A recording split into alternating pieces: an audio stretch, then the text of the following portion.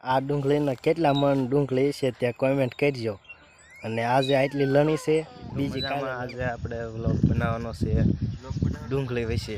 ડુંગળી લણવા જઈએ છીએ આપણે. અને આ બાજુ જોવો સરગવા છે. આ બધા વરસાદના કારણે પાંદડાને એવું ખીરી ગયું છે, આમ ખડ જામી ગયું છે એટલે સર્વનાશ મારી દીધી છે. અને હવે વરસાદ વહી ગયો છે અને સરગવાન પાંદડા ને એવું આવી ગયું છે. અને ફાલ જુઓ તમે, ફાલ થોડો આવી ગયો છે.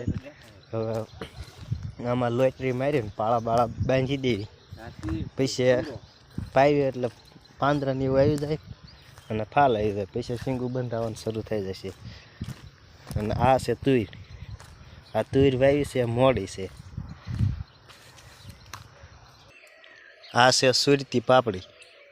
તમે જોઈ હોય તો, તમે વાવતા હોય તો કોમેન્ટ કરજો. ડુંગળી છે, આ એક પડામાં ડુંગળી છે અને નીચે પણ એક ડુંગળી છે.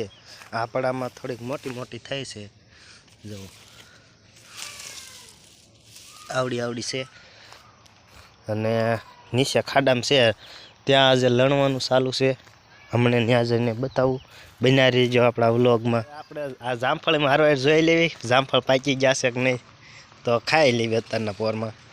જુઓ જામફળ, છોડ નાનો અને ફળ દાદા. છોડ નાનો છે પણ ફળ મોટા મોટા છે. જો મિત્રો, એકય પાકી ગયું હોય એવું લાગતું નથી. એટલી ડુંગળી લણી નાખી છે ને, ડુંગળી લણીને હાથ પણ જો કાળા મસ્ત થઈ જશે. આંખ્યાને અડધી ડુંગળી લણી નાખી છે અને દી જુઓ અડધી આવી ગયો છે. અને હવે બપોરા કરવા જવાનું છે મિત્રો. હવે લંઘાઈ જાય છે, હવે ભૂખ લાગી ગઈ છે. આ ડુંગળીના કેટલા મણ ડુંગળી છે ત્યાં કોમેન્ટ કરજો. અને આજે આટલી લણી છે, બીજી કાલે. સબસ્ક્રાઈબ કરતા જજો, લાઈક કરજો અને શેર કરજો. Bye bye.